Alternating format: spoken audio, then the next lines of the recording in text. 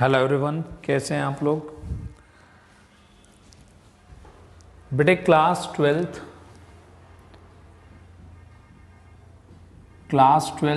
Accounts में हमारा एक चैप्टर चल रहा है जिसका नाम है शेयर कैपिटल। ठीक, और आज जो मैं आपको कराने जा रहा हूँ ये शेयर कैपिटल की थर्ड क्लास है। इसकी पहली क्लास में मैंने आपको केवल कंपनी के बारे में थोड़ा बहुत बताया, उतना बताया जितना ज़रूरी था। सेकंड क्लास में मैंने आपको बेसिक जर्नल एंट्रीज बताई कि बेटे एक कंपनी के पास पहले एप्लीकेशन आती है, फिर कंपनी उसको ट्रांसफ़र कर देती है शेयर कैपिटल में, फिर अलॉटमेंट ड्यू होती है, फिर अलॉटमेंट रिसीव होती है, फर्स्ट कॉल ड्यू होती है, फर्स्ट कॉल रिसीव होती है।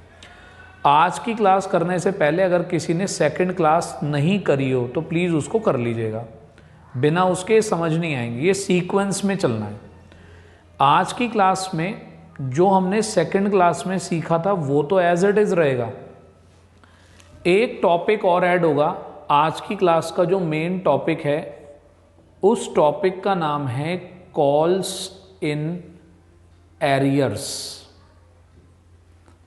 कॉल्स इन एरियर्स, इसका मैंने हिंट भी दिया था आपको पिछली क्लास में। अब मैं कॉल्स इन एरियर्स के बारे में आपको लिखवाता भी हूँ थोड़ा सा, और कॉल्स इन एरियर्स का जो न्यूमेरिकल एप्लीकेशन है वो भी आपको करवाता हूँ। ठीक, कॉल्स इन एरियर्स एक बड़ी सिंपल सी टर्म है, और कॉल्स इन एरियर्स हमें ये कहता है, मीनिंग क्या है इसका। कॉल्स इन एरियर्स का मीनिंग है when a shareholder does not pay the amount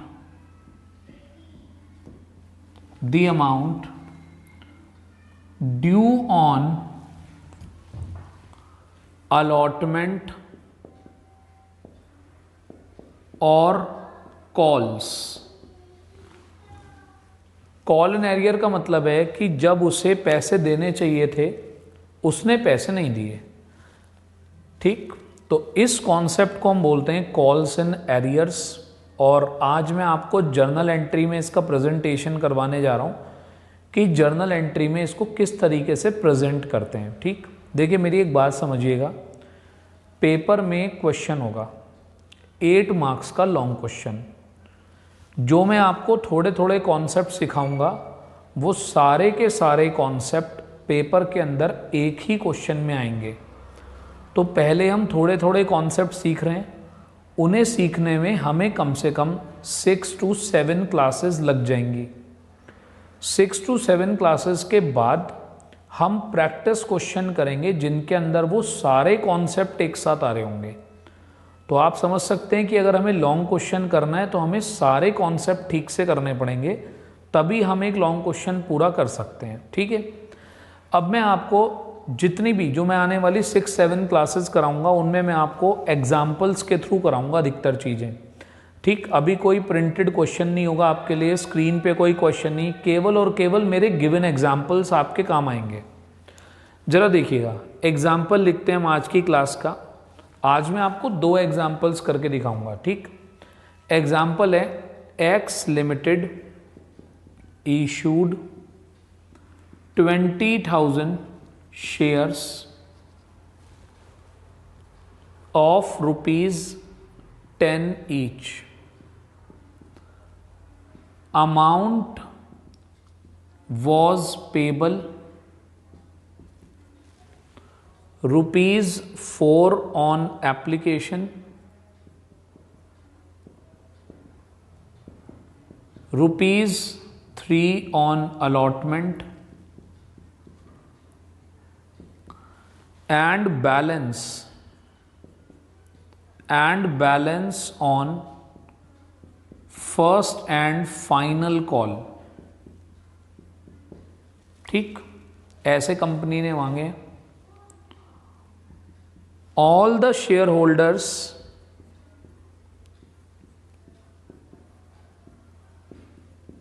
paid the amount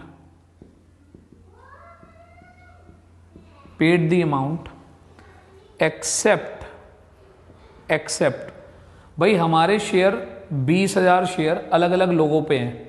अब ये 20,000 शेयर हो सकता है 50 लोगों पे हो, 100 लोगों पे हो, 200 लोगों पे हो, पता नहीं कितने लोगों पर हैं। सबने पैसे दे दिए except Mohan holder of 400 shares failed to pay allotment and call, pass journal entries। पिछले क्वेश्चन में ऐसा कुछ नहीं था, जो मैंने आपको सेकंड क्लास में कराया उसमें ऐसा कुछ नहीं था। उसमें मैंने केवल यहीं पर क्वेश्चन खत्म कर दिया था कि सब लोगों ने अपने पैसे दे दिए। आज के क्वेश्चन की खास बात यह है कि मोहन नाम का एक पर्सन है जिसके पास 400 शेयर्स हैं और 400 शेयर्स पर उसने अलॉटमेंट और कॉल के पैसे पे नहीं करे हैं। करेक्ट। आपको याद होगा मैंने पिछली बार भी आपको बोला था कि बेटे जब भी आप सॉल्यूशन करो तो इस क्वेश्चन की समरी बना लेना। हमने इशू करे हैं 20,000 शेयर्स, फेस वैल्यू है ₹10, मतलब शेयर के ऊपर लिखा हुआ जो प्राइस होता है, जो शेयर की नॉमिनल वैल्यू होती है उसको फेस वैल्यू बोलते हैं हम। ये बात तो मैं आपको बता चुका वैसे। और जब तक कुछ ना कहा जाए तो हम शेयर को इशू, IP मतलब इशू प्राइस, इशू भी हम उसे ₹10 पे ही कर रहे हैं, जिसमें कि एप्लीकेशन, अलॉटमेंट और फर्स्ट एंड फाइनल कॉल, इस बार एक ही कॉल है। एक तो 3 किश्तों में हमने पैसे मांग लिए, ₹4 एप्लीकेशन पर, ₹3 अलॉटमेंट पर। बेटे एक बात बताओ, जब आप किसी को ₹10 में कोई चीज़ बेच रहे हो, ₹4 एप्लीकेशन पर, ₹3 अलॉटमेंट पर, तो 10 में से 7 तो यहाँ पर मांग चुके आप, तो बचे कितने? ₹3। This is the balancing figure. ₹3 आपने उससे मांग लिए फर्स्ट एंड फाइनल कॉल पे। अब एक बात सुनिएगा, बाकी सबने अपने पैसे पूरे दे दिए, यानी कि 20,000 में से 19,600 शेयर होल्डर्स के पैसे पूरे आ गए। बस एक शेयर होल्डर था जिसके पास 400 शेयर थे। देखो मैं कैसे लिख रहा हूं, यही चीज आगे जाकर और बड़ी होती चली जाएगी। 400 शेयर थे, उसने मुझे अलॉटमेंट और कॉल का पैसा नहीं दिया। मैंने यहां पर क्रॉस लगा दिया। इस क्रॉस का मतलब आप समझ जाओ कि मैंने उससे पैसे मांगे लेकिन उसने नहीं दिए। एप्लीकेशन दे दी। एप्लीकेशन तो बेटे सभी दे देते हैं, अगर एप्लीकेशन ही नहीं देंगे तो हमारे शेयर होल्डर कैसे बनेंगे? ठीक। अब ये आपके सामने क्वेश्चन है।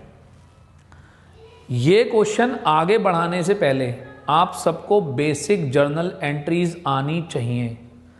पहली 2 एंट्री, एप्लीकेशन का पैसा बैंक में आएगा, मैं उसे ट्रांसफ़र करूंगा। अलॉटमेंट के पैसे लोगों से मांगूंगा, पैसे मिलेंगे। फर्स्ट कॉल के पैसे मांगूंगा, लोगों से पैसे मिलेंगे। Correct. Basic journal entry class number 2 में मैंने आपको कराई है, कृपा करके उसे सीख लीजिए, उसे याद कर लीजिए। अब आते हैं आज इसकी जर्नल एंट्रीज पे। ठीक है बेटे। अच्छा, वैसे मैंने आपको बता दिया था कि जर्नल एंट्रीज फॉर्मेट बनाकर होती हैं, लेकिन फिलहाल मैं फॉर्मेट नहीं बना रहा हूँ। आप जर्नल एंट्री का फॉर्मेट बनाइएगा, date, particulars, LF, amount debit, amount credit, उसमें जर्नल एंट्री करिएगा। ठीक। अब हम एक एक करके, अच्छा डेट भी गिवन होती तो हम डेट डाल देते, डेट गिवन नहीं है। तो अब जरा मेरी बात सुनिएगा बहुत ही ध्यान से। पहली जर्नल एंट्री, सबसे पहले तो जर्नल एंट्री आनी चाहिए। सबसे पहली जर्नल एंट्री है बैंक में एप्लीकेशन आने की, तो bank account debit to share application, bank account debit to share application account. 20,000 share थे, एक शेयर पे ₹4 की एप्लीकेशन आई है, तो भैया सिंपल सी बात, 20,000 पर ₹4 के रेट से 80,000 रुपीज़ कि एप्लीकेशन मनी मेरे अकाउंट में आ गई होगी, बीइंग एप्लीकेशन मनी रिसीव्ड। अब एप्लीकेशन के जो पैसे हमारे पास आ जाते हैं हम उसे ट्रांसफर कर देते हैं। Entry number 2, share application debit to share capital, to share capital account, being application transferred 80,000। सही है जी। अब बेटे एक बात बताओ, इसको सोचो आप प्रैक्टिकली। एप्लीकेशन के पैसे मांगे, एप्लीकेशन के पैसे मिल गए, दोनों काम हो गए। उसके बाद हम लोगों से अलॉटमेंट मांगते हैं। अच्छा, क्या जब आप लोगों से पैसे मांगते हो आपको एडवांस में पता होता है कि ये बंदा पैसे देगा, ये बंदा नहीं देगा? नहीं ना। तो बेटे हमें मांगते हुए नहीं पता होता कि कौन पैसे देगा कौन पैसे नहीं देगा। हम तो मांगते हैं नॉर्मली सबसे कि भाई साहब आपने मेरे पैसे देने, प्लीज़ मेरे पैसे दे दो। ठीक, तो सिंपल सी बात है, हम तो सबसे पैसे मांगेंगे जैसे नॉर्मली मांगते हैं हम। तो हमने तीसरी एंट्री बनाई शेयर अलॉटमेंट के पैसे मांगने की। बेटे इसी मांगने को इंग्लिश में कॉल करना कहते हैं। हमने उनसे कहा भाई साहब पैसे दे दो, हमने उनको नोटिस भेजा, एसएमएस भेजा, टेलीफोन कॉल करे, जो भी करा। तो मैंने एंट्री बनाई अलॉटमेंट के पैसे मांगने की, share allotment account debit to share capital. ठीक, इसे बोलते हैं बीइंग अलॉटमेंट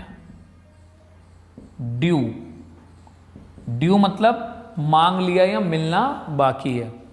20,000 शेयर पर 3 रुपए के हिसाब से आपने लोगों से 60,000 रुपीज मांगे। ठीक, अब हुआ क्या, जब पैसे मुझे मिले तो मेरे बैंक में कुछ पैसे कम आए। क्यों कम आए? वैसे तो पूरे 60,000 रुपये आने चाहिए थे, 60,000 रुपीज क्यों नहीं आए, थोड़े पैसे कम क्यों आए?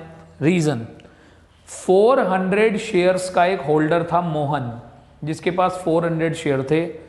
400 पे 3 रुपए के हिसाब से कितने बैठते हैं? 1200। उसने मेरे 1200 रुपीज नहीं दिए। जो पैसे वो नहीं देता उसी को मैं कहता हूं कॉल्स इन एरियर्स। और करते क्या है उसका, जब पैसे मिलेंगे, जरा इधर देखिएगा, बैंक अकाउंट डेबिट, जितने पैसे नहीं मिले उसको भी डेबिट करते हैं, calls in arrears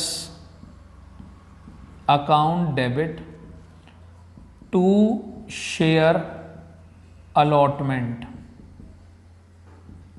being allotment received, allotment received. ठीक है जी। अब एक बात बताइए, आपने अलॉटमेंट पर मांगे कितने पैसे थे? 60,000, जिसमें से कितने पैसे नहीं मिले? 1200। तो मैंने कॉल इन एरियर यहां लिखा 1200 और बाकी पैसे मुझे मिल गए होंगे। बैलेंसिंग फिगर, बच्चों वाली बातें हैं। मैं आपसे कहूं कि भाई साहब आपने किसी से 60,000 रुपीज मांगे और 1200 मिल नहीं रहे, बाकी मिल गए, तो भैया कॉल इन एरियर ये 1200 छोड़कर बाकी मिल गए, सीधे अकाउंट में आ गए हमारे। मैंने आपको बोला था कि बेटे दो दो एंट्री इसका ये बंच है, ये 2 एंट्री एक साथ हैं, ये 2 एंट्री एक साथ हैं, और अब 5th एंट्री होगी फर्स्ट एंड फाइनल कॉल की। अब मैंने उनसे अगली किस्त मांगी। अच्छा चलो, एक बंदे ने पहले हमारे पैसे नहीं दिए, किसी ने आपको एक बार पैसे नहीं दिए, आप उससे अगली किस्त के पैसे नहीं मांगोगे? आप कहोगे भाई तूने तो पहले ही नहीं दी, पिछली नहीं दी, तो अगली कहाँ से देगा? ऐसे मान लोगे अपने पास से ही? नहीं, आप सब शेयर होल्डर से पैसे मांगोगे दोबारा से। किसके? फर्स्ट एंड फाइनल कॉल के। Share first and final call debit to share capital being first and final call due. हमने फिर से लोगों से 20,000 इंटू 3, हमने फिर से लोगों से 60,000 रुपीज़ मांग लिए। अब बात करते हैं पैसे मिलने की। जरा देखो 400 वाले ने 3 रुपये के हिसाब से 1200 यहाँ पर भी नहीं दिए थे। अब हमने लास्ट एंट्री बनाई, bank account debit, bank account debit, calls in arrears debit to share first call, first and final call. 60,000 मिलने चाहिए थे, 1200 का एरियर हो गया जो पहले से दिया हुआ है, बाकी के 58,800 बैलेंसिंग फिगर हमारे अकाउंट में आ गए, being first and final call received. ठीक है, ये इन दोनों का पेयर है। तो दो अच्छा, आज की बात अभी तक इस क्वेश्चन में आपको क्या बात समझ में आई कि सर सिंपल सी बात है, हम पैसे मिलते हैं ट्रांसफ़र करते हैं, मांगते हैं मिलते हैं, मांगते हैं मिलते हैं। जब पैसे मिलते हैं तो कायदे में तो सब मिलने चाहिए पैसे, लेकिन अगर कोई पैसा नहीं मिलता, कोई शेयर होल्डर गड़बड़ कर देता है, तो उसको हम नाम देते हैं कॉल्स इन एरियर्स का, कॉल्स इन एरियर्स। मीनिंग भी लिखा है, when a share holder does not pay the amount due on the allotment और calls, that is called calls in arrears. और कॉल्स इन एरियर्स, जितने पैसे हमें नहीं मिले उन्हें हम डेबिट करके शो करते हैं, सिंपल सी बात है। तो आज की क्लास का हीरो था कॉल्स इन एरियर्स, ये आज की क्लास का हीरो था। और कोई आपसे पूछ ले कि जी कॉल्स इन एरियर्स क्या होता है, तो कॉल्स इन एरियर्स डेबिट होता है। जितने पैसे हमें नहीं मिल रहे वो हम कॉल्स इन एरियर्स के नाम से क्या कर देते हैं, डेबिट। आपके सामने पूरा क्वेश्चन है, हल्के हल्के क्वेश्चन में आगे बढ़ा रहा हूँ। पिछले क्वेश्चन में मैंने आपको केवल बेसिक एंट्री बताई थी पिछली क्लास में, क्लास सेकंड में। आज क्लास थर्ड में मैं आपको केवल और केवल एक क्वेश्चन ये कराया मैंने आपको, जिसमें कॉल्स इन एरियर्स बताया। ठीक है, चलिए कॉल्स इन एरियर्स का एक क्वेश्चन और कराता हूँ। जैसे इसमें तो केवल मोहन था, उसमें कई सारे शेयर होल्डर दूंगा। ठीक, उसमें कई सारे शेयर होल्डर दूंगा, उनके एक साथ बताऊंगा कि अगर काफ़ी सारे लोग ना दें कॉल इन एरियर तो कैसे होता है। मेरे हिसाब से देखिए, जब आप इसी क्लास को एक बार दो बार देखेंगे 101% आपको समझ में आएगा। ऐसा हो ही नहीं सकता कि आपको समझ में ना आए, करेक्ट। तो बस थोड़ा सा और सीक्वेंस में पढ़ना है सब कुछ। सबसे पहले अगर क्लास 1 है तो भाई क्लास 1 पढ़ो, फिर 2 पढ़ो, फिर 3 पढ़ो, दैट इज़ अ सिलेबस। ये कोई ऐसा नहीं है कि रैंडमली आपने कोई सी भी क्लास पिक आउट कर ली और आपने जो है उसको कर लिया और आपको आ गया, नहीं आएगा। तो इसी क्वेश्चन में मैं अभी आपको बता रहा हूँ, एक और कॉल इन एरियर का और क्वेश्चन प्रैक्टिस कराता हूँ। उसके बाद मैं आपको लेकर चलूँगा अगली क्लास में, एक नया कॉन्सेप्ट कराऊँगा जिसका नाम होगा सिक्योरिटी प्रीमियम रिजर्व। ठीक, वो भी बताऊँगा क्या होता है। ठीक है, तो चलिए आप यहाँ तक का अपने पास नोट कीजिए, टॉपिक वाइज क्लास डाल कर कि क्लास थर्ड में हमने ये टॉपिक करा था, क्लास 2 में हमने ये टॉपिक करा था, क्लास 4 में हमने ये टॉपिक करा है। तो टॉपिक वाइज क्लास वाइज, ठीक है। चलिए, आई होप यहाँ तक की बात क्लियर है। चलिए बेटा, आपको एक क्वेश्चन और कराते हैं। कॉल्स एंड एरियर्स ही हमारा टॉपिक है। ठीक, बड़े ध्यान से आप लोग क्वेश्चन भी अपने पास कॉपी कर सकते हैं। ये आज की क्लास का एग्जाम्पल 2 है। ठीक, ये एक और तरीका है हमारे यहाँ पर करने का, आप सभी लोग जानते हैं। एग्जाम्पल 2 हम कर रहे हैं। X limited issued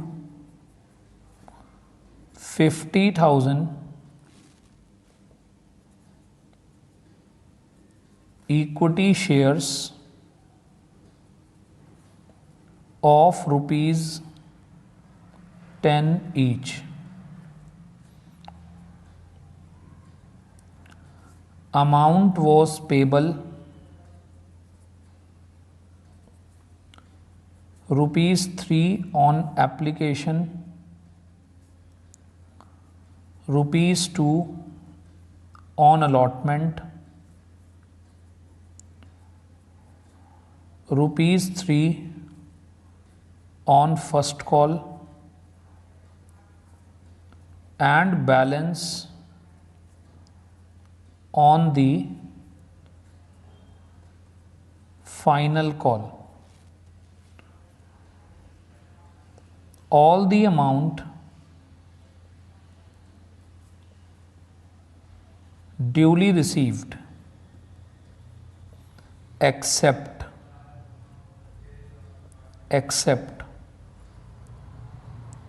Ram, holder of 300 shares,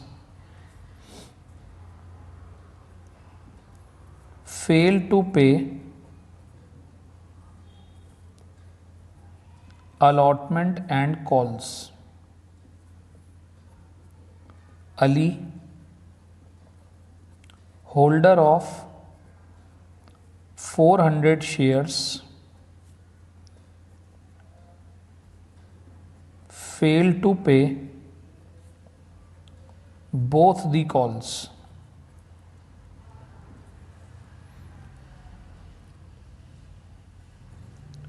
Zaid, holder of 500 shares, failed to pay the final call. Pass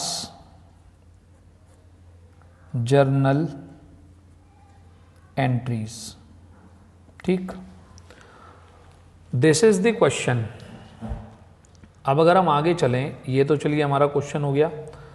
अब मैंने आपको बताया था कि बेटे क्वेश्चन में सबसे पहले आप ना क्वेश्चन की जब आप सॉल्यूशन करो तो क्वेश्चन की समरी बना लेना। सर समरी कैसे? जो जो क्वेश्चन में लिखा है, हमने इशू करे हैं 50,000 शेयर्स, फेस वैल्यू है ₹10, इशू भी कितने पे करा है? ₹10 पे।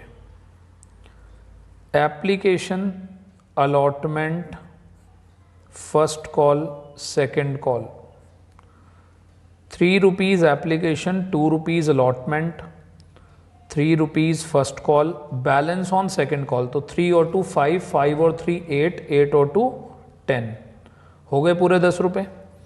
अब वो क्या कहता है, ध्यान से सुनना। Ram holder of 300 shares, Ram जिसके पास 300 शेयर हैं, फेल टू पे अलॉटमेंट एंड कॉल्स, अलॉटमेंट और कॉल्स ये पे नहीं करा उसने, ये पे कर दिए, ये तो सभी पे करते हैं। उसके बाद अली, अली के पास हैं 400 शेयर्स, फेल टू पे बोथ दी कॉल्स। इसका मतलब उसने ये भी दे दिया, ये भी दे दिया, ये नहीं दिया, ये नहीं दिया। उसके बाद है जैद, जैद के पास है 500 शेयर्स, फेल टू पे दी फाइनल कॉल। उसने ये भी दे दिया, ये भी दे दिया, ये भी दे दिया, ये नहीं दिया। करेक्ट। अब ये पूरे क्वेश्चन की समरी है आपके पास। अब एक चीज बताता हूं आपको, बड़े ध्यान से सुनना।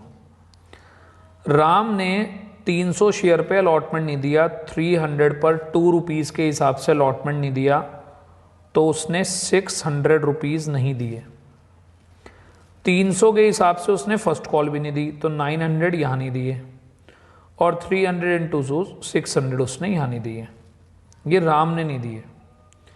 400 इंटू 3 इसने ₹1200 की फर्स्ट कॉल नहीं दी, 400 इंटू 2 ₹800 की सेकंड कॉल नहीं दी अली ने।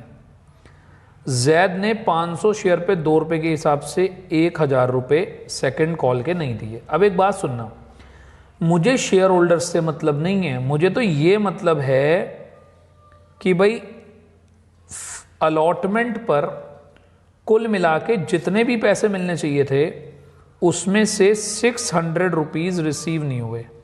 टोटल कितना आ रहा है अलॉटमेंट पे?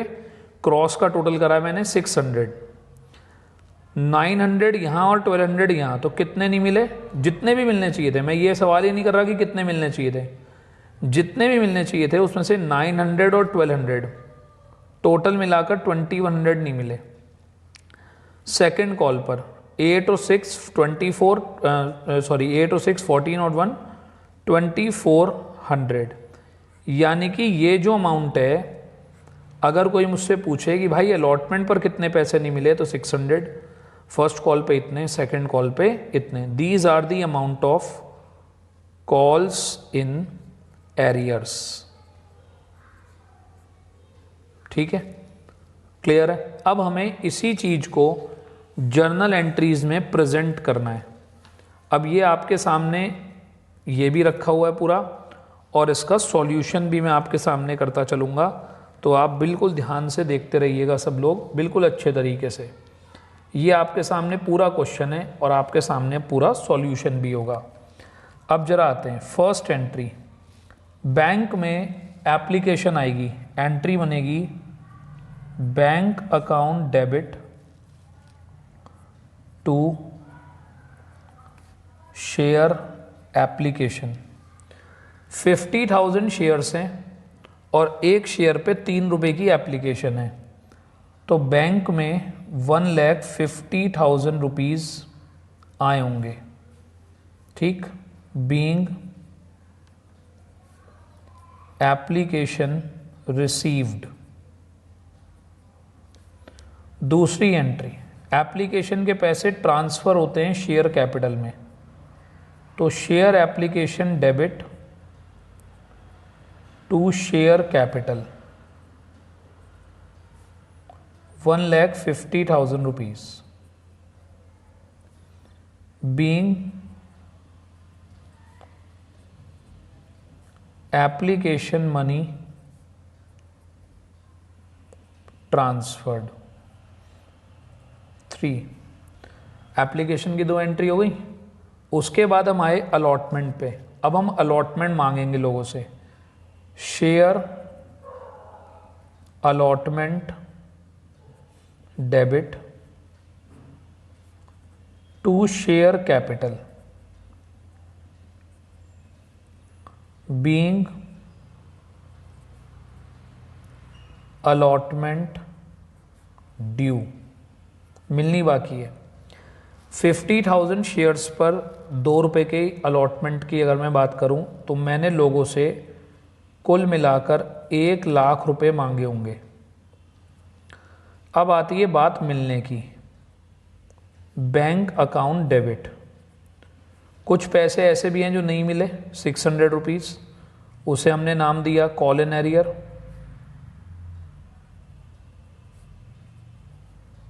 टू